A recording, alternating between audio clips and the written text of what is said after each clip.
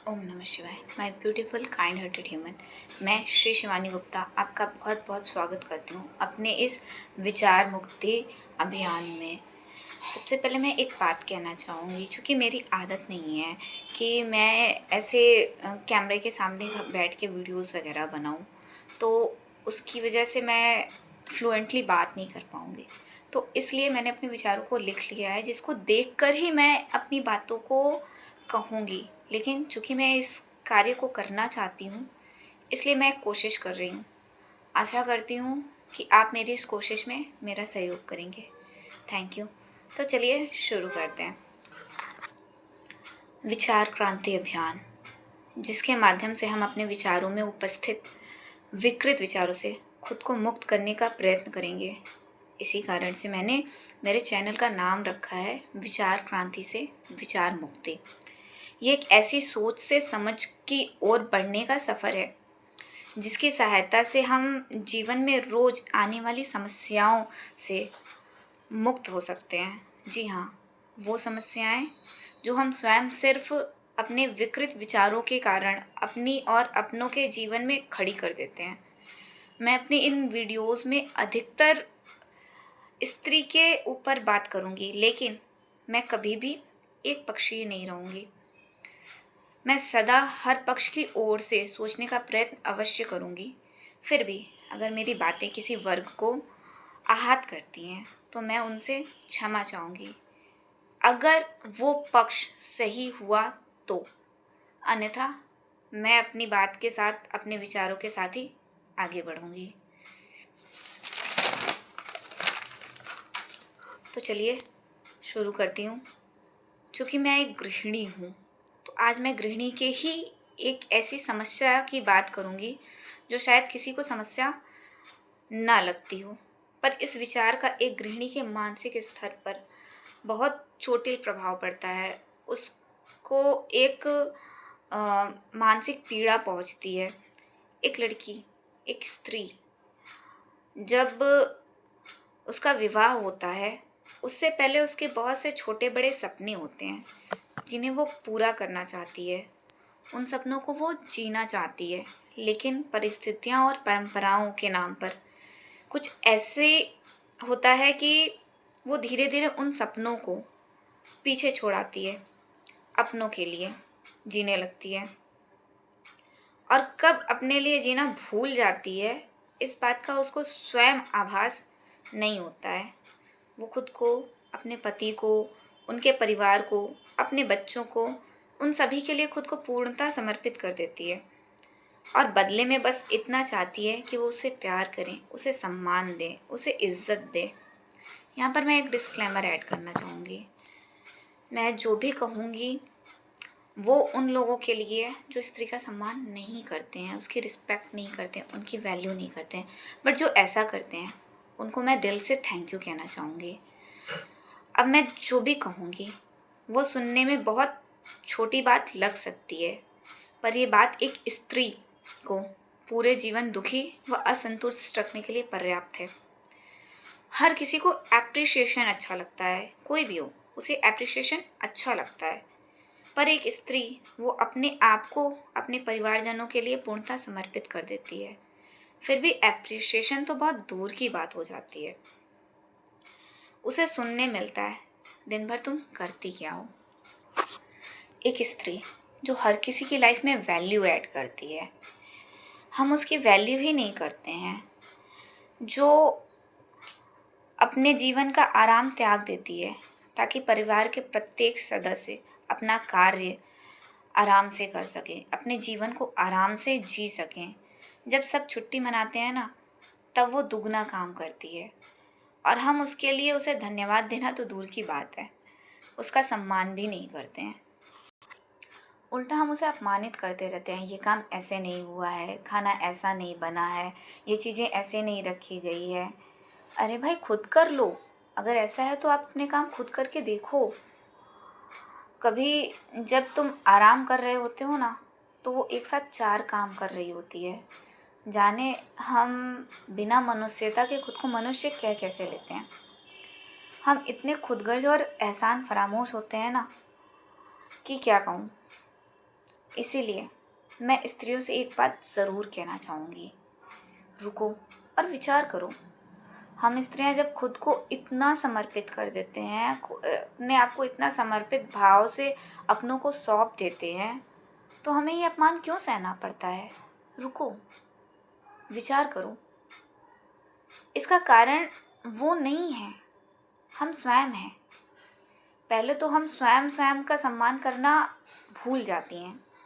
कोई हमारे साथ कैसा व्यवहार कर रहा है, हम उसे शुरू शुरू में अनदेखा कर देते हैं, हम उसे सह जाते हैं और फिर अपमानित करना उनकी आदत हो जाती है और अपमानित होना हमारी आदत बन जाती है। लेकिन अब बस समय है परिवर्तन का। बिना गृहिणी के कोई भी मकान गृह नहीं बन सकता है। अपनों के लिए, अपने मकान को गृह में परिवर्तित करने के लिए एक स्त्री का योगदान अमूल्य होता है। और इस अमूल्य योगदान को बचपन से एक लड़की ने दिमाग में ये बोल कर कि यही तुम्हारा कर्तव्य है, यही तुम्हारा फ़र्ज़ है, तुम्हें कुछ भी हो, किसी भी हाल में इस कर्तव्य का पालन करना चाहिए। इस विचार को इस कद्र उसमें प्लांट कर दिया जाता है ना, कि इस गलत विचार को, अपने साथ हो रहे गलत व्यवहार को वो अनदेखा कर पूरे जीवन सहती रहती है और अपना इतना अमूल्य जीवन, जिसका वो बहुत अच्छा उपयोग कर सकती थी, दुखी होकर बिता देती है। क्यों?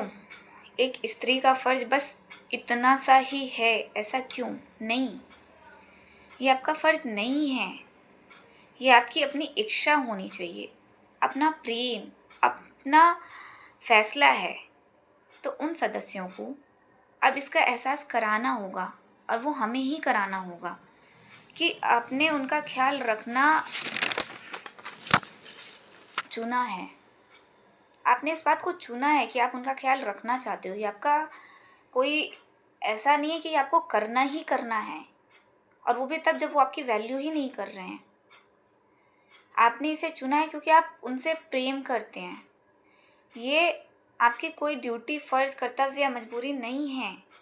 अगर आप चाहती तो बाहर नौकरी कर सकती थी, देश के लिए कुछ कर सकते थे, कुछ बहुत अच्छा क्रिएट कर सकते थे। लेकिन चूँकि आपको अपने परिवार से अत्यंत प्रेम है, इसलिए आपने अपनी एक बड़ी संभावना, जो आपको जाने कितने आगे ले जा सकती थी, अपनी स्वेच्छा से आपने उसका त्याग किया है। इस बात को आपको अपनों को बताना होगा, समझाना होगा।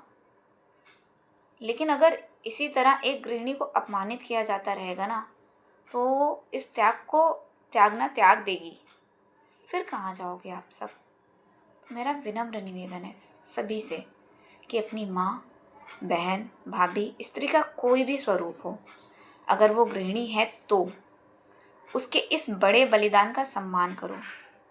उसने अपनी एक बड़ी संभावना को त्याग बस इसलिए किया है क्योंकि वो स्वयं से ज़्यादा आपसे प्रेम करती है।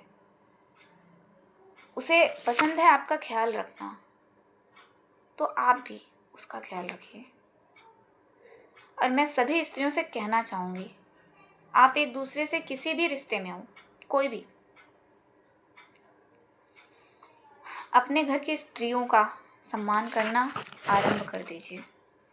हो सकता है आपको लगे आप बस अपनी सास को या बहू को अपमानित कर रही, आपने कुछ निजी स्वार्थ के लिए, पर आप आने वाली एक पीढ़ी के साथ बहुत गलत कर रही हैं। क्योंकि एक स्त्री ही ईर्ष्या, द्वेष भाव से, जलनवश या किसी लालचवश दूसरी स्त्री के साथ गलत करती है, करती आई है, जिसका परिणाम ये है कि कहीं बहू तो कहीं सास दुखी है। और अपनी बेटी हो या बेटा हो, कर्तव्य के नाम पर उन्हें कुछ भी शिक्षा मत दीजिए। उन्हें धर्म सिखाइए, पर उससे पहले आत्ममंथन करिए। जो आप अपने बच्चों को सिखा रहे हैं वो वास्तव में धर्म है, या आपसे पहले आपके बड़ों ने आपको बताया, जो कुछ भी बता दिया है, आपने उसे ही सच मान के धर्म समझ लिया है। बड़ों की बात मानना, उनका सम्मान करना बहुत उत्तम कार्य है। लेकिन शायद ये भी तो हो सकता है कि जो बात आपके बड़ों ने आपको बताई है, उन्हें खुद भी नहीं पता था कि वो सही है या नहीं। शायद उन्होंने भी आत्ममंथन नहीं किया था। वो बात उस समय सही हो सकती है, हो सकता है जिस टाइम पीरियड में वो थे उस समय वो बात रिलेवेंट हो, बट हो सकता है कि आज वो बात रिलेवेंट नहीं है। परिवर्तन सृष्टि का नियम है, समय परिवर्तन होता है। तो जब सब कुछ परिवर्तित होता है तो हमारी विचारधारा समय के साथ क्यों नहीं परिवर्तित होती? हम क्यों वहीं स्टक हो जाते हैं? किसी एक विचार को हम धर्म का, परंपरा का नाम देके वहाँ रुक क्यों जाते हैं? क्यों हम ऐसा आत्ममंथन नहीं करते हैं कि शायद शायद ये गलत भी हो सकता है या वो सही रहा हो उस समय, मगर आज उस चीज़ को फॉलो करने से किसी को अथाह पीड़ा पहुंच रही हो। सृष्टि परिवर्तित हो चुकी है तो हमें भी वहीं अटकना नहीं चाहिए, आगे बढ़ते रहना चाहिए, वरना हम वहीं भटकते रहेंगे और कुछ भी उपयोगी नहीं कर पाएंगे। तो हंसते रहिए, मुस्कुराते रहिए और सुखी जीवन के रहस्य को समझिए। सुखी वही है जो समझ जाए जीवन में अधिक दुख हमारे विचारों और हमारे माने हुए विचारों के कारण आता है। जब तक हम जानने का प्रयास नहीं करते हैं तो हमें जो भी बताया जाएगा हम उसे सही मानते रहेंगे, और जब तक हम सिर्फ चीज़ों को मानकर फॉलो करते रहेंगे तब तक हम समझ ही नहीं पाएंगे कि हम धर्म कर रहे हैं या अधर्म। तो जानने का प्रयास कीजिए, क्योंकि अगर हम खुश रहना चाहते हैं तो हमें जानना पड़ेगा, अपने आप को पुश करना पड़ेगा, आगे बढ़ना पड़ेगा। अपने इस विचार मुक्ति अभियान में मैंने एक छोटा सा प्रयास किया है जानने का, और आप चाहूँगी कि आप भी यही कोशिश कीजिए कि गृहिणी को उसके एक विचार से मुक्त करने का प्रयास किया है मैंने। मेरी कोशिश हमेशा जारी रहेगी। सभी स्त्रियों से मेरा एक निवेदन है, इस चैनल को लाइक करिए, सब्सक्राइब करिए, नोटिफिकेशन को क्लिक करिए, इसे जितना हो सके दूसरी स्त्रियों तक शेयर कीजिए, गृहिणियों तक शेयर कीजिए, ताकि मेरा प्रत्येक प्रयास आप तक पहुंच सके। और कमेंट में एक बात ज़रूर लिखिएगा, #रिस्पेक्ट हाउसवाइफ, इसे ज़रूर लिखिएगा, क्योंकि मैं चाहती हूँ कि जब हम ये ऊर्जा क्रिएट करें ना, जब सारी महिलाएं ये ऊर्जा क्रिएट करेंगी ना, तो ब्रह्मांड में हमारी एक पॉजिटिव एनर्जी जाएगी, जिससे चेंज आएगा। क्योंकि हम सभी एक ऊर्जा हैं, और जब ऊर्जा जितनी अधिक बढ़ेगी वो चीज़ कार्य उतनी जल्दी मैनिफेस्ट होगा। तो ये ज़रूर करिएगा, कमेंट में ज़रूर लिखिएगा #रिस्पेक्ट हाउसवाइफ।